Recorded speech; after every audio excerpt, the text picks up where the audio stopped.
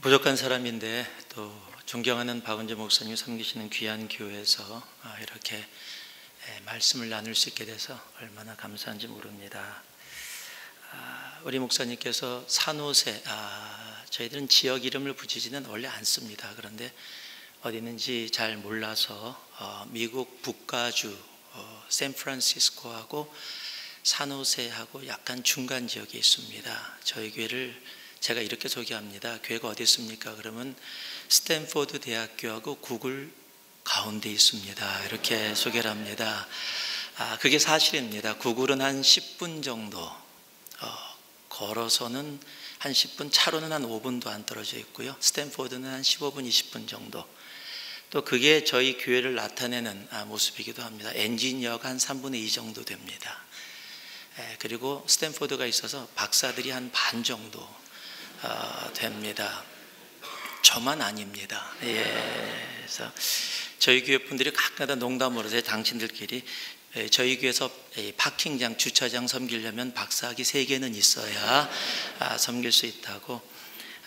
좀 특수한 지역입니다. 아무래도 그곳에 애플, 구글, 트위터 이런 게 다 모여져 있으니까 인본주의가, 물질주의가, 만몬주의가 아주 가득한 곳입니다. 그래서 하나님이 그곳에 7년 전에 보내주셔서 섬기다가 안식월을 좀 받았습니다. 한 4개월 받아서 마무리하려고 한국에 좀 잠깐 들어왔는데 이제 한 주 반 정도 남았습니다. 너무 아깝습니다.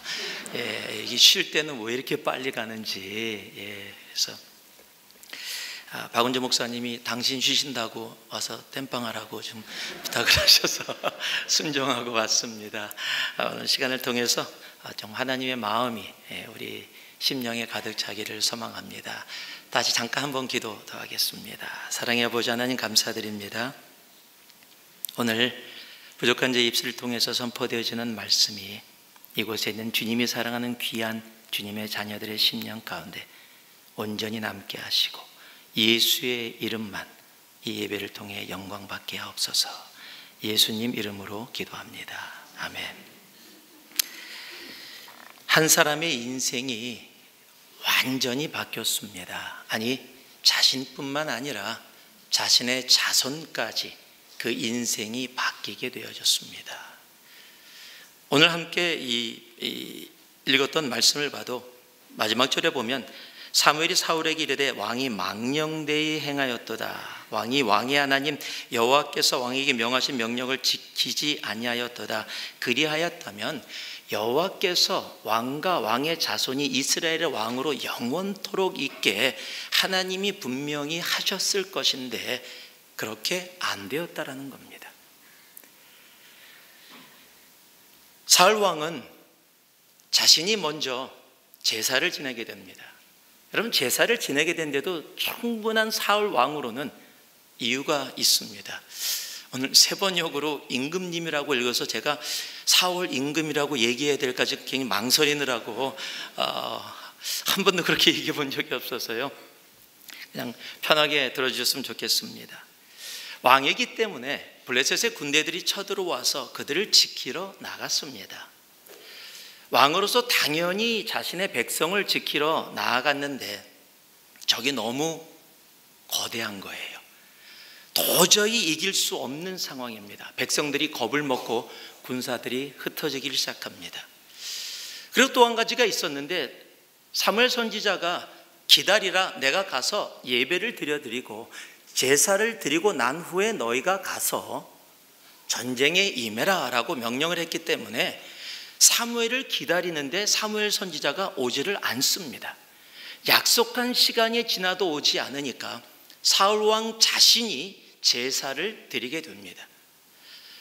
참 재밌는 사실은요, 우리가 기다리다 더 이상 기다릴 수 없을 것 같아서 어떤 일을 행하면 꼭 그 다음에 금방 기다렸던 것이 이루어져요. 오늘 말씀도 그렇습니다. 제사를 마치자마자 끝내자마자 사무엘 선지자가 왔다라고 성경은 기록합니다. 여러분, 인생에 우리의 삶 속에 지치고 힘들고 어려운 것들이 있습니다. 하나님께서 인내하라고 말씀하실 때가 분명히 있습니다. 더 이상 인내할 수 없을 것 같아서 포기하는 그 순간이 바로 후회하게 되는 순간입니다. 인내는 하나님이 이루어 주실 때까지 하는 겁니다. 그래서 정말로 하나님의 은혜가 여러분에게 임해서 인내되어지기를 주님의 이름으로 축복합니다. 그런데 선지자가 오자마자 왕을 보고서 화를 냅니다. 왕이여, 당신이 행한 것이 이게 무엇입니까? 왜 이런 일을 행했습니까? 라고 화를 냅니다. 그 화를 들은 사울 왕도 좀 기분이 안 좋았을 것 같아요. 성경은 그런 마음을 표현해 놓지 않았지만은, 그래서 사무엘이 왕이여 당신이 행한 것이 무엇입니까? 라고 묻는데 사울 왕은 내가 왜 이것을 할 수밖에 없었는지 이유를 설명합니다. 여러분, 성경에 하나님께서 선지자들을 통해서 어떤 질문 형식으로 무엇을 물을 때는 질문이 아닐 때가 많습니다. 한번 이렇게 얘기해 볼까요? 남편이 또는 아버지가 회사 일을 하고 나서 굉장히 피곤한 몸으로 집에 들어갔습니다. 너무너무 피곤해서 옷을 벗어서 소파에 던져놓고, 지금은 요즘 젊은 사람들이 양복을 타이트하게 입어서 조금 다른데 조금 연세 드신 분들은 양복을 좀 헐렁하게 많이 입었었습니다. 그래서 이 양복의 특징이 뭐냐면 혁띠를 풀으면 바지가 그대로 내려간다. 뭐 건들 필요도 없습니다. 혁띠 푸는 순간 그냥 내려갑니다. 그럼 발만 꺼내면 돼요. 그러면 그대로 남습니다. 그대로 놔둔 상태에 소파에 딱 앉아서 양말을 벗는데 한 손으로 벗게 되면 양말의 특징, 말린다. 동글동글 말립니다. 그럼 그걸 아무 데나 던져 놓습니다. 이제 그런 모습으로 쉬고 있는데 아내가 집에 딱 들어왔어요. 딱 왔더니 바지는 그대로 내려와 있지, 양말은 저쪽에 흩어져 있지, 웃옷은 막 이곳에 막 놓여 있지. 화가 납니다. 그래서 남편에게 얘기해. 여보, 이게 뭐예요? 그때 그거 양복인데 이러면은 큰일 납니다. 양복인지 모르는 게 아니죠. 이게 뭐예요? 라는 질문은 뭐예요? 내가 여러 번 당신에게 얘기했잖아요. 아무리 피곤해도 옷 좀 잘 벗어놓지, 양말 그렇게 벗으면 그 냄새나는 양말 누군가 펴갖고 빨래통에 넣어야 되는데 왜 그렇게 그런 일을 반복해요? 라는 의미가 담겨 있는 거죠. 여러분, 주님께서 지금 사울이 행하신 것을 몰라서 당신이 행한 것이 무엇입니까? 라고 사무엘을 통해서 물은 게 아니라는 거예요. 아무 존재도 아니던 당신을 이스라엘의 왕으로 세운 존재가 바로 나 여호와인지를 당신이 기억하지 못하고 있느냐? 전쟁이 사람에게 속한 것이 아니라 하나님께 속해 있는 것임을 당신이 알지 못하는 것이냐라고 오히려 사울 왕에게 당신의 마음을 이야기하는 말이 바로 사무엘을 통해서 당신이 행한 것이 무엇입니까? 라는 말일 겁니다. 그런데 사울 왕은 자기 나름대로 이유를 가지고 그 변명을 합니다. 부득이하여 상황이 그렇게 되어져서, 그것을 우리들이 지금 보통 쓰는 말로 하면은 어쩔 수 없었습니다. 영어로는요, I felt compelled라고 돼 있어요. 내가 그렇게 할 수밖에 없도록 누군가, 그 상황이 나를 그렇게 밀었다라는 겁니다. 그러니까 내가 하려고 했던 게 아니라, 내 의도가 아니라 상황이 그렇게 되어질 수밖에 없었다라는 겁니다.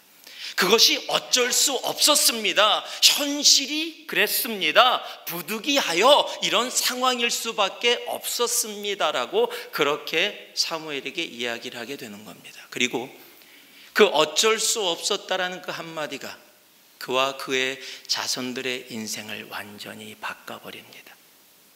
아니, 더 간단하게 이야기하면 하나님께 버림받는 시작이 되어집니다. 여러분, 인생 가운데 우리가 살아가면서 어쩔 수 없다라고 느껴지는 그런 순간들이 있습니다. 아니, 지금도 내가 처해진 상황, 내 건강의 문제, 내 물질의 문제, 또 가족들 안에 이루어지는 관계의 문제들, 또 회사에서의 일들, 내가 아무리 노력해도 어쩔 수 없는 것처럼 보여지는 그런 상황들이 있습니다. 아니, 더 넓게 보면 이 사회를 보며 이 나라를 보면서 정말 어쩔 수 없다라고 느껴지는 그런 상황들을 우리들은 접할 수밖에 없습니다. 그러나 기억할 수 있기를 바랍니다. 여러분, 우리의 하나님은 어쩔 수 없는 상황 가운데서도 어쩔 수 있는 인생들로 주님의 자녀들 인도해 주십니다. 이때는 아멘이 나와야 되는데 원래요. 예. 박 목사님 잘 안 하시나요? 아멘을? 예. 압니다. 어쩔 수 있다라는 말이 한국말로 그렇게 쓰여지는 말이 아닌 걸 압니다. 그런데 제가 의도적으로 붙였습니다. 왜냐하면 예수 믿는 우리들은요, 예수를 주라고 고백하며 전능하신 나의 주 하나님이라는 그 찬송을 부르면서 나아가는 예수를 믿는다고 주일날 이렇게 함께 모여서 예배를 드리고 있는 우리들은요, 어쩔 수 없는 인생 가운데서도 어쩔 수 있는 인생이 되어질 수 있다는 겁니다. 그렇다면 오늘 본문에서 내가 어떤 모습으로 살아가면 어떤 모습 가운데 있을 때 어쩔 수 있는 인생이 되어질 수 있는가 한번 따라해 주시기 바랍니다. 현실보다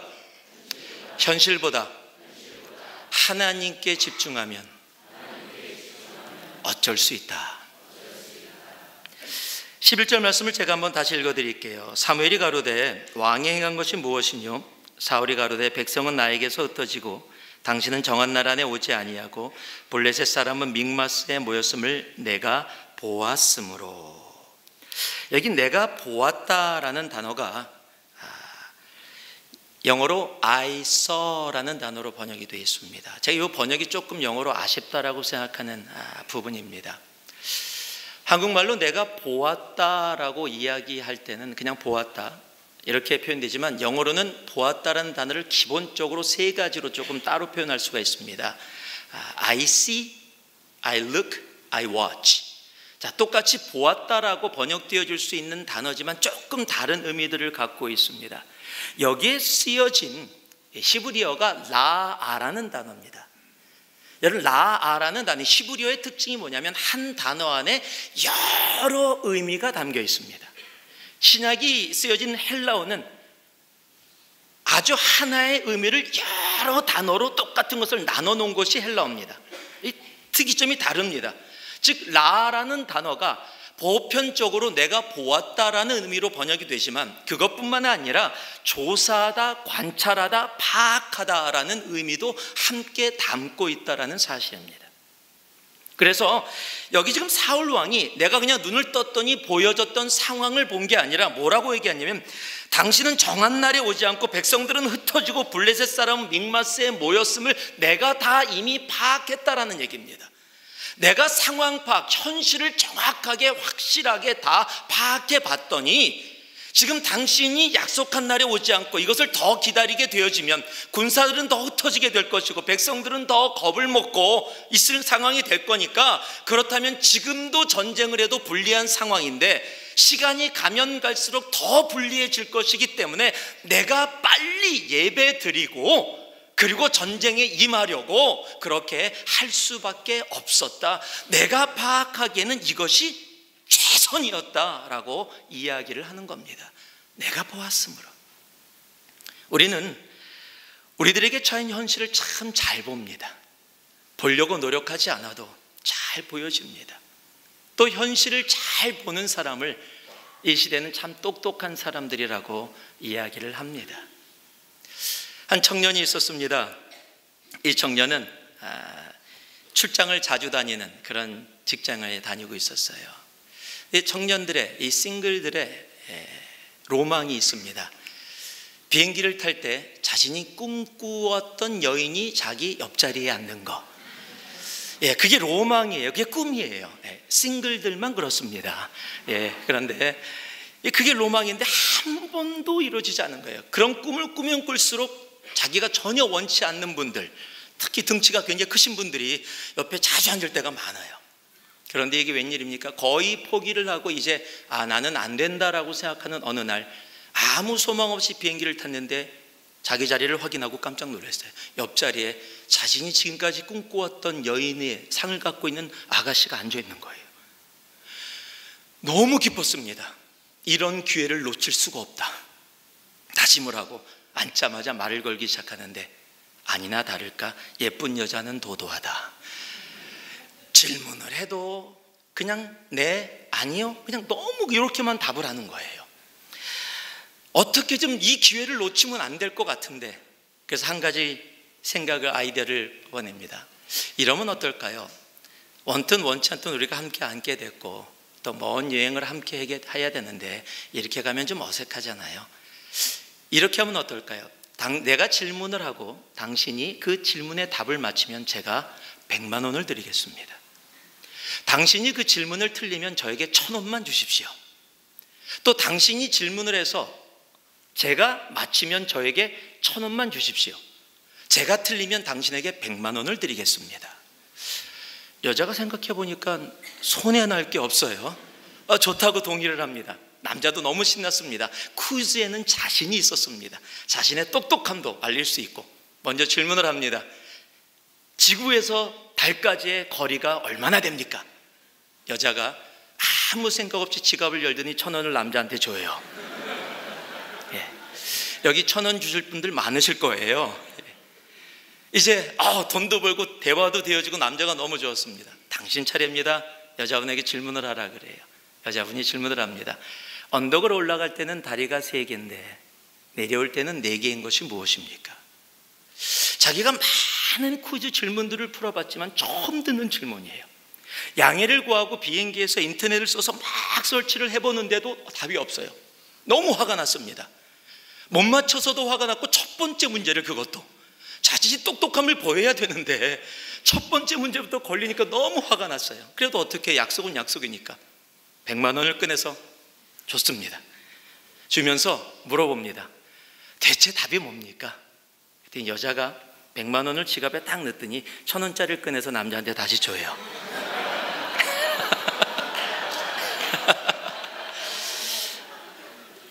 자기도 모르는 거지요. 제가 이 예화를, 제 고향이 대전인데 충청도 대전에 가서 한번 이 예화를 성도들에게 나눈 적이 있어요. 그랬더니 안 웃으세요. 정말 안 웃어요. 그러니 조금 있다가 우와 웃음소리가 나와요. 예배를 끝나고 뒤에서 인사를 나누는데 한 권사님이 오시더니 목사님 은혜 많이 받았습니다. 그런데 답이 뭐예요? 그래서 제가 대전 출신이긴 하지만 역시 충청도구나라고 생각하게 됐습니다. 세상은 이런 사람들을 똑똑한 사람이라고 합니다. 아마 이 여자가 내려와서 다른 사람하고 만나서, 친구들 만나서 야, 나 정말 이런 남자 만나갖고 나 돈 벌었다, 야. 그러면 다들 그랬고, 야, 나도 그 남자 만났으면 좋겠다. 야, 그리고 막 서로 웃으면서 얘기할 거예요. 야, 너 정말 똑똑하다. 여행하면서 돈도 벌고 막 그렇게 되어지고. 여러분, 그런데요, 세상은 그런 사람들을 똑똑한 사람이라고 하지만 하나님은 그렇게 이야기하지 않습니다. 사울 왕은 자신이 처해진 현실을 정확하게 파악했습니다. 모든 것의 조사가 다 끝났었습니다. 근데 그가 한 가지 못한 것이 있습니다. 바로 하나님을 라하지 못했다라는 사실입니다. 내가 지금 처해져 있는 현실이 어쩔 수 없는, 나의 힘으로 감당할 수 없는, 인간이 할 수 없는 상황이라 할지라도 그 전쟁이 내게 속한 것이 아니라 우리 하나님께 속해 있음을, 우리를 창조하시고 부족하단 나를 이스라엘의 왕으로 만드시고 흩어져 있던 민족을 한 나라로 만들어서 하나님의 백성으로 만드신 우리의 창조주 전능하신 하나님을 라하지 못하고 나에게 처하여 있던 현실만을 파악하고 라했다라는 사실이에요. 여러분, 전쟁은 하나님께 속해 있습니다. 우리의 삶에 어쩔 수 없다라고 느껴지는 모든 것들은 전부 다 하나님께서 어쩔 수 있으신 일입니다. 역대하 20장을 보면 전쟁이 하나님께 속해 있음을 우리들에게 확실하게 말씀해 주는 내용이 기록되어 있습니다. 모압과 암몬의 연합군이 유다를 공격합니다. 그때 이 유다의 왕이 여호사밧이라는 왕입니다. 너무도 큰 적이 몰려오니까 유다가 도저히 감당할 수 없어서 백성들에게 금식을 선포합니다. 그리고 여호사밧 왕은 여호와만을 바라보았다라고 성경에 기록하고 있습니다. 역대하 20장 15절 말씀을 보니까요, 야하시엘이 가로되 온 유다와 예루살렘 거민과 여호사밧 왕이여 들을지어다. 여호와께서 너에게 말씀하시기를 이 큰 무리로 인하여 두려워하거나 놀라지 말라. 이 전쟁이 너희에게 속한 것이 아니요 하나님께 속한 것이니라. 하나님께 속한 것이라고 이야기를 하기 전에 어떤 내용이 기록되어 있냐면 이 큰 무리로 인하여 두려워 말라. 그 얘기는 뭐예요? 큰 무리로 인하여 두려워하고 있었다라는 거예요. 이게 현실이에요. 큰 무리가 있어서 내가 두려워져서 왜 두려워요? 도저히 감당할 수 없는, 어쩔 수 없는 상황을 지금 대하고 있기 때문에 내 생명을 뺏길 수밖에 없는, 내가 사랑하는 내 가족이 생명을 잃을 수밖에 없는 어쩔 수 없는 상황이었기 때문에 두려워지는 거예요. 지금 내 앞에 있는 적이 너무 큰 거예요. 그런데 하나님이 이야기하시는 거예요. 이 전쟁은 너에게 속한 것이 아니라 나 여호와께 속한 것이다. 그러면서 뭐라고 이야기하시냐면요, 이들에게 찬양대가 맨 앞줄에 서서 그들의 오거든 나가라는 거예요. 지금 엄청난 적이 몰려오고 있는데 그 적들 앞에서 내가 무기를 가지고 나가서 싸워도 이길까 말까 한 상황인데 말도 안 되는 명령을 하세요. 여러분, 이것은 죽으라는 얘기랑 다름이 없습니다. 찬양대가 나가라, 적들을 맞이하는데. 그것이 17절에 적혀 있는데요, 이 전쟁에는 너희가 싸울 것이 없나니 항우를 이루고 서서 너희와 함께한 여호와가 구원하는 것을 보라.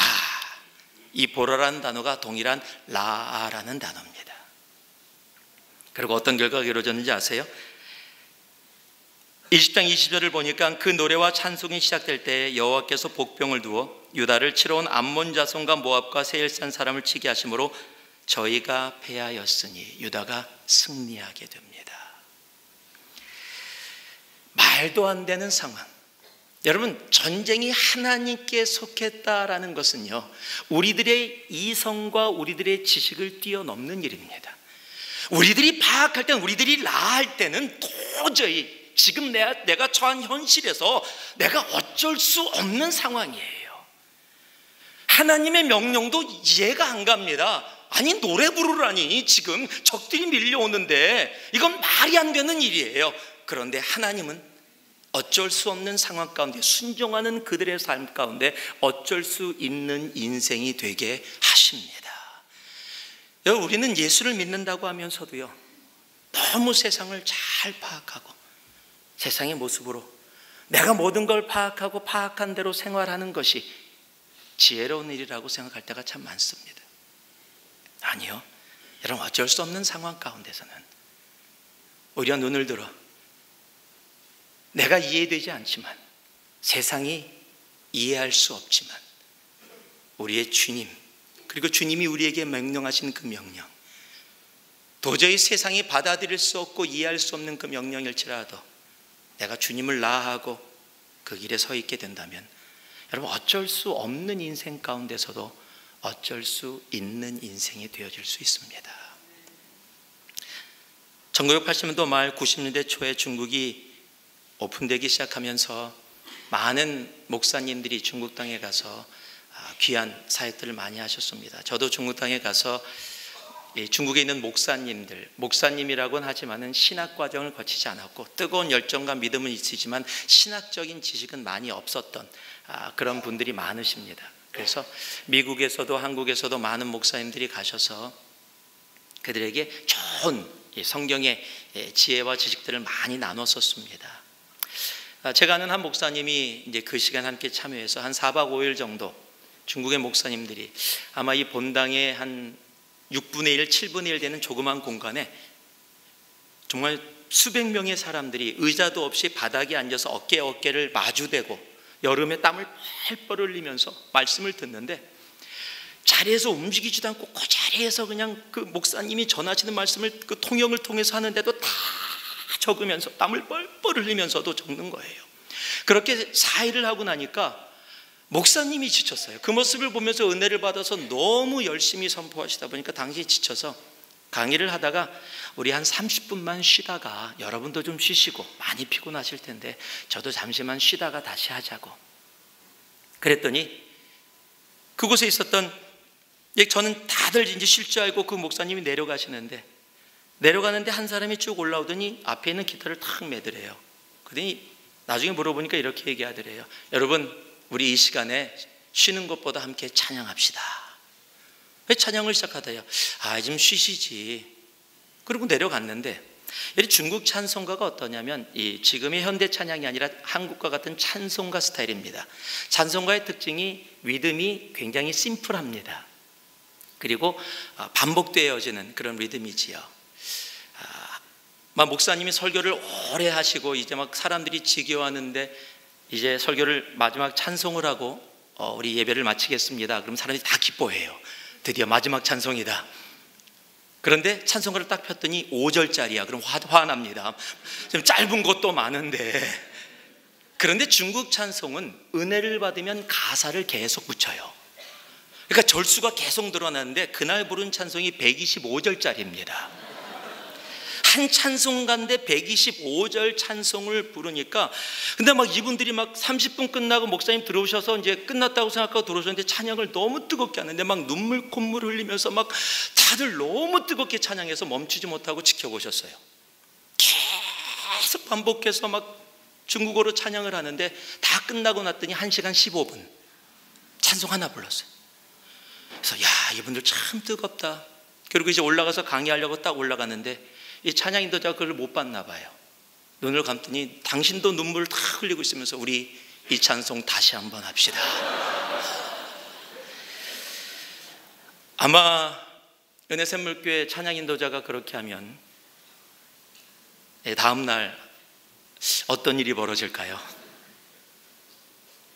요즘 시대는요, 성령님이 오셨다가도 성령님 좀 늦으셨습니다. 예배 시간이 거의 다 맞춰갑니다. 다음 주에 다시 들려주시죠. 우리가 정해진 대로, 우리의 현실에 맞춰, 우리가 파악한 대로, 이것이 우리의 상황과 우리의 현실에 가장 맞으니까. 그렇습니까? 아니요. 여러분, 내가 이 세상에 이루어지는 일들을 파악하고 라하기 시작하면 여러분, 주님은 보여지지 않습니다.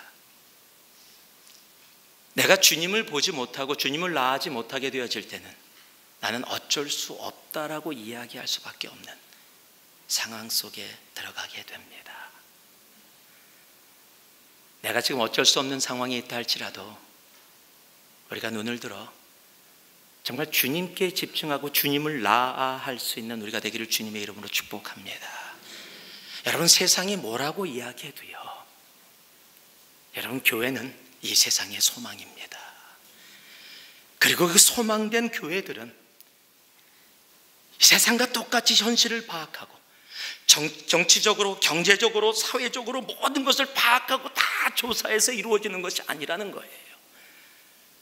우리는 우리의 주인 대신, 우리의 창조주 대신 우리를 위해 죽기까지 십자가에 달려 자신의 생명을 다 내어놓으신 그 예수 그리스도를 온전히 따라가는 것, 여러분, 그만을 바라보는 것, 믿음의 주에 온전케 하신 예수를 바라보기 시작할 때 여러분, 어쩔 수 없는 나의 인생들이, 나의 삶들이, 나의 가정이, 나의 교회가, 나의 사회가 어쩔 수 있는 인생으로 바뀌어지게 되어진다라는 겁니다. 어쩔 수 없는 상황 가운데서도 어쩔 수 있는 인생이 되기를 주님의 이름으로 축복합니다. 그리고 그러한 삶은 내가 눈을 들어 우리 주님을 온전히 라하기 시작할 때 하나님은 분명히 이루어 주십니다. 제가 12절 말씀을 읽어드리겠습니다. 이에 내가 이르기를 블레셋 사람은 나를 치러 길갈로 내려오겠거늘 내가 여호와께 은혜를 간구하지 못하였다 하여 부득이하여 어쩔 수 없어 번제를 드렸나이다. 자, 한번 따라해 주시기 바랍니다. 어쩔 수 없는 상황 속에서도 예배가 예배되어지면 어쩔 수 있습니다. 한 목사님이 교회를 개척하셨습니다. 개척교회 특징이 한 사람이 귀하다라는 거예요. 어떤 개척교회 목사님이 그러시더라고요. 설교를 할 때 자꾸 뒤에 문으로 눈이 간대요. 문이 열리는 것 같으면 한 사람이 또 들어오나? 그럴 정도로 개척교회는 언제나 간절하지요. 그런데 어느 정도 시간이 지났는데 어느 날부터 계속해서 새가족이 교회로 오기 시작하는 거예요. 교회도 그렇게 큰 길이 있지 않고 개척교회라 상가 속에 있기 때문에 보여지지도 않는데 너무 기뻤습니다. 그래서 대화를 나누고 있는데 어떻게 저희 교회를 알고 오셨습니까? 그랬는데 많은 사람들이 이렇게 얘기하는 거예요. 큰 길가에서 한 블락만 들어오면 골목이 있는데 거기에 아주 유명한 점집이 있대요. 자기가 점을 치러 갔는데 점쟁이가 당신은 예수 믿어야 돼. 거기 교회 있는데 그 교회가, 그래서 점쟁이가 전도해서 교회를 왔다라는 거예요. 아니 목사님이 너무 의아해서 대체 이게 왜 이런 일이 이루어지지? 근데 계속해서 오는 거예요. 도저히 궁금해서 견딜 수가 없는 거예요. 근데 괜히 점집 갔다가 오해받을까 봐 가지도 못하고 앞에까지 갔다가 돌아오고를 몇 번을 반복했습니다. 어느 날 큰 마음을 먹고 또 갔는데 도저히 못 들어갈 것 같아요. 그래서 다시 돌아섰는데 갑자기 점집 문이 딱 열리더니 김 목사님 여기 왜 이러고 계세요? 안으로 들어오세요. 그 점쟁이가 그 목사님을 알더래요. 그래서 어쩔 수 없어서 이렇게 들어갔으면 어중간한 상황에 들어갔습니다. 들어갔더니 다가도 내오고 커피도 내오고 너무 환대를 해주는 거예요. 그래서 대화를 나누다가 가장 궁금한 거, 대체 왜 사람들을 교회로 보내주십니까?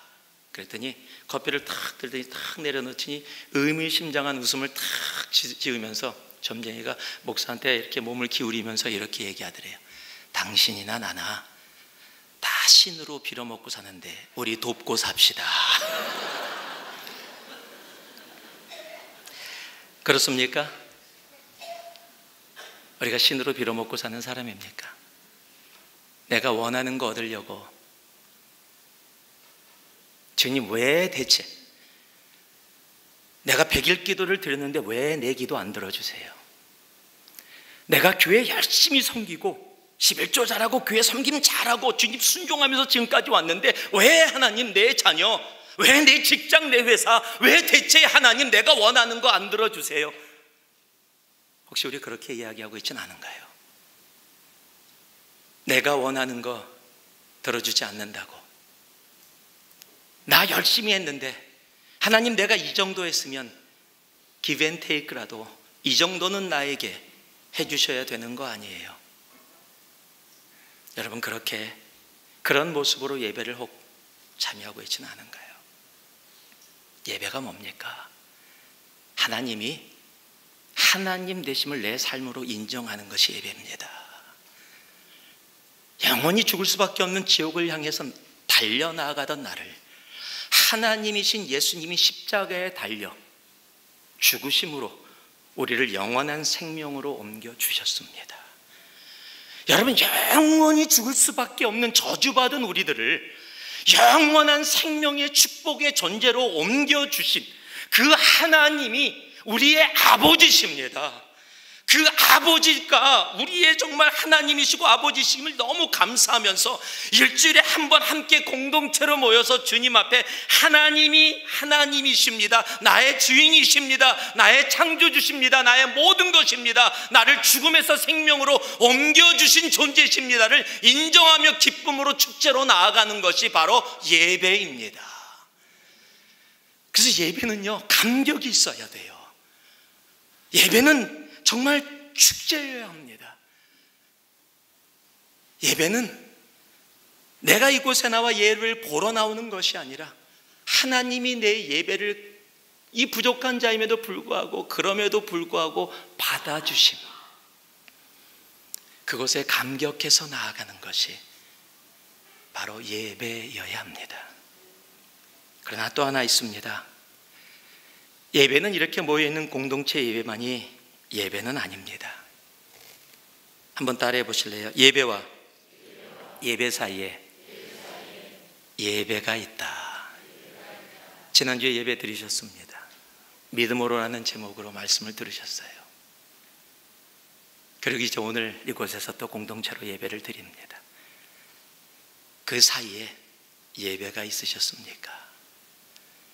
학교에서 가정에서, 일터에서, 지하철에서, 차 안에서, 내가 길거리를 걸으며 친구들과 만나 대화를 나누며 회사원들과 함께 회식을 하며 그곳에 하나님이 받으시는 예배가 있으셨습니까? 사울왕은 내가 여호와께 은혜를 간구하지 못하여 부득이하여 예배를 드렸어요.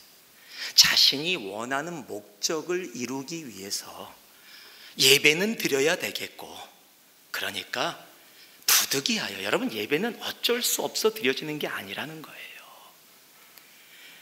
예배는 감격해서 정말 주님의 그 은혜와 사랑 속에 드려지는 것이 예배입니다. 예배를 사모하며 주님이 찾으시는 예배자로 설 수 있는 은혜샘물교회 성도들 되기를 주님의 이름으로 축복합니다. 이 세상을 살다 보면 어쩔 수 없는 상황들이 많이 있습니다. 제가 그런 경험이 하나 있어서 하나의 예를 나눠드리고 말씀을 마무리하려고 합니다. 제가 청년들 사역을 오래 했습니다. 청년들 사역을 오래 하다 보니까 자동적으로 주례를 좀 많이 하게 됐습니다. 그래서 특별한 주례들이, 참 기억에 남는 주례들이 많아요.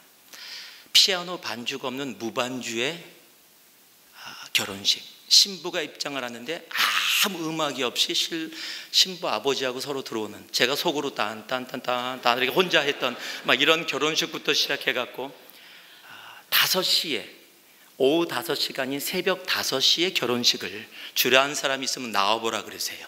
아마 저밖에 없을 겁니다. 호주에서, 그것도 일본에서 선교할 때 했던 제자가 결혼식을 주례해달라고 해서 약속을 해서 거기까지 날아갔습니다. 5시래요. 당연히 오후 5시라고 생각했습니다. 그런데 갔더니 새벽 5시인 거예요. 대체 왜 새벽 5시에 이 결혼식을 준비했냐? 선라이즈, 이 태양이 떠오르는 것을 보면서 자신의 삶을 시작하겠다고 둘이. 그날 폭풍 왔어요. 지참시다. 비 내리고 폭풍 와서 결혼식장을 준비 안 됐죠. 바닷가에 위에 그 조그맣게 이렇게 지붕 있는 데서 추위에 떨며 결혼식 15분 만에 마쳤습니다. 뭐 그런 그러나 그런 어떤 결혼식보다도 제 이 마음속에 남는 결혼식이 있어요. 여의도에 결혼식장을 정하고 저를 강남 근처에 청담동이라는 거 불려지는 곳에 숙소를 마련해 줬어요. 그리고 결혼식이 5시인데 한국 결혼식의 특징이 보니까 5시, 6시 안에 마무리되고 6시 이후에 또 결혼식이 계속 이렇게 몇 개가 더 있더라고요. 그래서 1시간 안에 모든 순서가 마무리돼야 되더라고요. 저보고 목사님 언제까지 오실래요? 그래서 그래, 내가 그러면 몇 시까지 가면 돼? 그랬더니 빨리 오면 좋대요. 그래서 2시, 3시 사이 도착하면 될 것 같아서 알았다. 그러고 이제 프론트에 가서 물어봤습니다. 여기서 의도까지 얼마나 걸립니까? 그랬더니 지하철로 가면 한 45분. 그 당시에는 지하철이 제대로 연결이 안 돼 있었습니다. 또 택시로 가도 트래픽이 안 걸리면 한 30분, 35분 걸린대요. 트래픽이 걸리면 그거는 잘 모르겠대요. 그래서 오케이, 길게 잡으면 1시간을 잡고 그러면 5시 결혼식이니까 한 3시 정도 떠나면 4시면 도착할 거고 1시간 준비하면 충분할 거다 생각했습니다. 그런데 이제 나와서 3시 정도 나와서 가려고 하는데 전화가 왔어요. 또 이 수원 쪽에 와 있던 제 제자가 하나 있는데, 전도사인데, 목사님 결혼식 주례하신다고 가신다 그러는데 자기가 지금 차 가지고 출발했대요. 목사님 기다리고 계시면 주소 주시면 제가 거기 가서 저를 데리고 가겠다고. 그래, 그러면 그렇게 와. 그리고 기다리고 있는데 짧게 얘기하면 안 오는 거예요. 그래서 연락을 했어요. 그랬더니 7km 남았대요. 그런데 7km는 미국에서 따지면 한 4마일 정도밖에 안 되고 1, 2분 안에, 5분 안에 올 수 있는 거리인데 또 30분이 지났는데도 안 와요. 이 트래픽이 보통이 아닌 거예요. 이 굉장히 많이 막혀진 겁니다. 이 한국을 몰랐던 거죠. 지금 시간을 봤더니 벌써 4시 15분이에요. 지금 결혼식장에서 계속 전화가 옵니다. 왜 안 오냐고. 금방 갈게. 그러고 나와서 택시를 탔어요. 택시를 타고 코너를 딱 돌아섰는데 이게 웬일입니까? 앞에 파란불인데 차가 완전히 파킹라처럼 막혀 있어요. 이 강남의 트래픽을 전혀 몰랐던 거예요. 그 당시엔 토요일 날 또 일도 다 하고 계셨습니다. 미국은 토요일 날 차가 없습니다. 예. 그런데 강남에 너무 많은 거예요. 거기서 기다리다 보니까 4시 반이 됐습니다. 이제는 30분밖에 안 남았고 전화는 계속 옵니다. 목사님 대체 어디 계세요? 이제 슬슬 신랑의 목소리가 화가 나고 있어요. 미국에서 멀리서 데려왔는데 대체 결혼식에 왜 안 나타나요? 주례 목사가. 그래서 내렸어요. 도저히 뭐 방법이 없어서. 그래서 택시를 다시 강변 쪽으로 가다 보니까 좀 뚫리는 것 같아서 택시를 잡아 탔습니다. 그리고 아저씨한테 부탁했어요. 아저씨, 한국 택시가 총알 택시라는데 좀 빨리 좀 가주시면 제가 좀 돈을 더 드리겠습니다. 알았습니다. 그러니 강변 쪽으로 빠지는데 조금 달려가는 것 같더니만 이게 웬일입니까? 또 완전히 꽉 막힌 거예요. 45분이 됐습니다. 이젠 15분밖에 안 남았어요. 지하철로 45분 걸리고 택시로 안 막히면 35분 걸린다는데 이제는 도저히 어쩔 수 없어요. 길이 없어요. 헬리콥터 아니면 방법이 없습니다. 이제는 제가 그냥 돈을 페이하고 내렸습니다. 그때가 12월 18일입니다. 겨울이에요. 제 생일이 12월 19일에서 기억하고 있습니다. 제가 이 캘리포니아에 있기 때문에 양복이 춘추복밖에 없었습니다. 그리고 가운을 갖고 오고 이제 로브 리블레 갖고 오고 성경책 들고 전화기 들고 나와서 강변 쪽으로 막 뛰었어요. 일단 강변 쪽으로 가자. 막 눈물이 나는 거예요. 제가 미국에서 지금 제자 주례하러 왔잖아요. 그런데 지금 주례가 뭡니까? 축복이잖아요. 축복해 주러 왔는데 지금 거의 저주 상태가 된 거예요. 지금 아니 대체 이게 꿈인가 그러고 제가 제밤을 진짜로 때렸습니다. 너무 아파. 그러니까 이게 꿈이 아니에요. 막 눈물을 흘리면서 제가 태어나서 처음으로 주례를 그렇게 많이 해봤지만 남의 주례를 위해서 눈물콧물을 흘리는 것은 처음이자 마지막이에요. 제가 하나님 이건 정말 어쩔 수 없는 상황인데 이 일을 어쩝니까? 그리고 막 간절히 기도하면서 막 뛰어가는데 앞에 어떤 청년이 딱 보이는 거예요. 오토바이를 타고 있어요. 수즈키라고 적혀 있어요. 아직도 기억합니다. 보통 때 같으면 신경도 안 쓸 텐데 다가갔어요. 내가 목사인데 여의도까지 가야 되고 주례가 5시인데 지금 상황이 이렇게 됐다. 혹시 나를 데려다 줄 수 있으면 내가 살해하겠다. 그랬더니 저를 아래 위로 쳐다보더라고요. 뭐 나쁘지 않잖아요. 예, 그러니까 너무 고맙게 타세요 그러더라고요. 얼마나 감사하든지 바로 만발길까봐 뒤에 바로 탔어요. 그리고 롭하기는 손으로 성경 갖고 딱 잡았습니다. 그 친구 허리를 잡았어요. 근데 자기는 가죽 옷을 딱 입더니 쫙 올리고 헬멧 쓰고 가죽 장갑 딱 끼워요. 그래서 혹시 헬멧이나 뭐 다른 거 있는지 자기는 없대요. 저는 그냥 탔습니다. 그러더니 붕 하고 떠나더니 여의도라 그러셨죠? 주소 딱 하더니만 떠나는데 막 달려가는 거예요. 왜? 시간이 그렇게밖에 없다고 얘기했으니까. 전 태어나서 처음으로 버스 사이를 전속력으로 오토바이가 가는데 이렇게 하면 버스가 다요 지금. 그런데 그 사이를 전속력으로 달려가는 거예요. 이거는 놀이공원 비교가 안 됩니다. 정말로. 거기를 뚫고 막 나가서 드디어 강변 도로로 빠졌어요. 이제 여의도를 바라보면서 막 달려가고 있는데 다시 말씀드립니다. 12월 18일입니다. 오후 5시가 거의 다 된 상태. 겨울바람이 강바람이 불어오는데요. 제가 춘추복을 입고 있잖아요. 바지 사이로 바람이 들어오니까 다리가 혼자 떠라고요. 손은 그 친구 허리를 잡고 있는데 여기에 바람이 되니까 손이 얼어갖고 감각을 잃었어요. 바람이 부니까 전 헬멧도 없으니까 머리가 날려갖고 완전히 얼굴은 빨개졌지 머리는 완전히 날렸지. 그때 제가 콘택트 렌즈를 끼고 있었는데 이게 바람 때문에 주해가 돼갖고 안 보이는 거야. 앞이 뿌해져갖고. 그때 그 친구가 전화가 오는 거예요. 뭐 충분히 이해하지요. 이제는 화난 정도가 아니라 거의 흥분 상태예요. 목사님 대체 어디 계세요? 화가 났어요. 근데 얘기를 하려고 했는데 턱이 얼었어요. 이 말이 안 나오는 거예요. 제가 그래서 나 말 못해. 그리고 끊어버렸어요. 뭐 그땐 나중에 들어보니까 기가 막혔다 그러더라고요. 자기도. 그리고 막 달려서 결혼식 앞에 딱 도착했습니다. 몇 분이게요? 예, 4시 59분. 뭐 제가 내려갖고서 살해하겠다 그러니까 괜찮다고 들어가라고. 보통 때 같으면은 뭐 주소라도 받고 할 텐데 그럴 여유가 없었어요. 고맙다 그러고 들어갔어요. 저는 하나님이 예비한 천사라고 생각을 해요. 예, 지금도 그 친구 누군지 몰라요. 수줍기만 기억나요. 예, 들어갔어요. 딱 들어갔더니 신랑 신부가 앞에 서서 하얘갖고 이러고 있어요.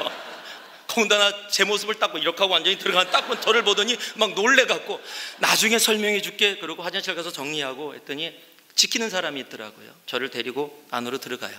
이 주례 목사냐고. 그래서 뒤로 갔습니다. 이제 뒤쪽으로 해서 들어와서 이런 강당 앞에 섰어요. 뭐 사람들은 모르시죠. 이제 결혼식을 시작하겠습니다. 또 여유 있게 결혼식을 다 마쳤어요. 끝나고 다 나눴더니 막 웃고 막 난리가 났어요. 그 친구가 목사님 이 예화 어디든지 사용하세요. 자신들도 좋아요. 그래서 그리고 너무너무 아름답게 끝나서 너무 감사하다고. 제가 거기서 깨달은 진리가 하나 있습니다. 한번 따라해 보세요. 어쩔 수 없는 상황 속에서도 하나님만을 나아하면 오토바이 탄다. 무슨 오토바이요? 영적인 오토바이. 아, 수수기 말고요. 영적인 오토바이예요. 여러분, 드라마를 찍어도 그렇게 찍을 수 없을 겁니다. 그런데 정말로 하나님이 그 영혼을 축복해 주시기 위해서 내가 지치고 힘들고 도저히 불가능하다고 느껴지는 상황들 우리의 삶 속에 있어요. 기적이요? 지금도 이루어집니다. 어쩔 수 없는 상황이요?